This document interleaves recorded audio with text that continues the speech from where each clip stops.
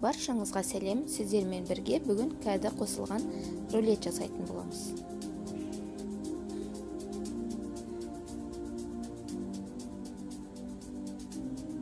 Бізге керекті бір кәді, оны күштен өткізіп аламыз.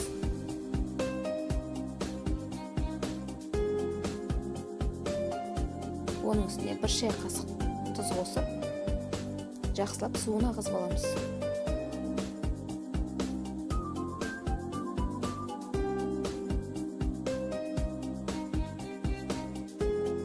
Оның үстіне 2 жұмыртқа қосамыз. Дәміне қарай дәмдеуіштер қосамыз. 100 грамм ірімшік қосамыз.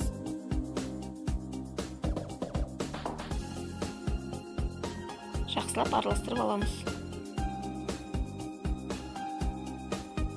Үстіне 4 ас қасық ұн қосамыз.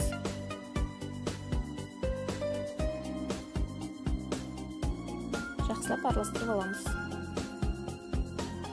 Тавамызға пергамент қағазын төсеп, үстіне жаямыз. 180 градуста 15 минут пісіріп аламыз.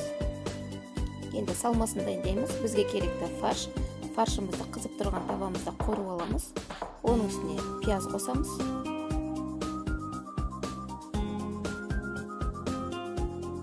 Оның үстіне үкіштен өткен сәбізімізді қосамыз. Жақсылап қуырып аламыз. Дәміне қарай дәмдеуіштер қосамыз.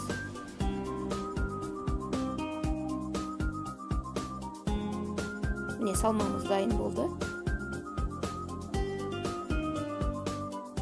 Салмамызды рулетіміздің ішіне жайып аламыз.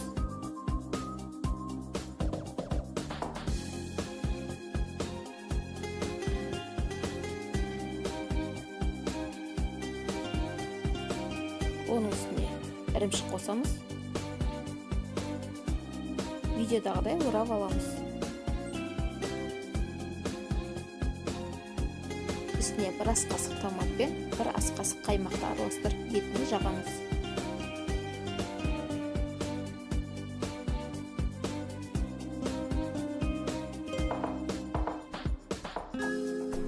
Оның үстіне ірімшігімізді сеуіп шығамыз.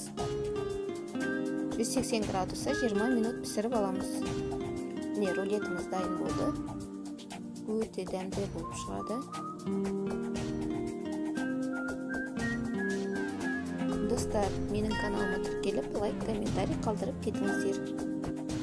Баршаңызға көп рахмет.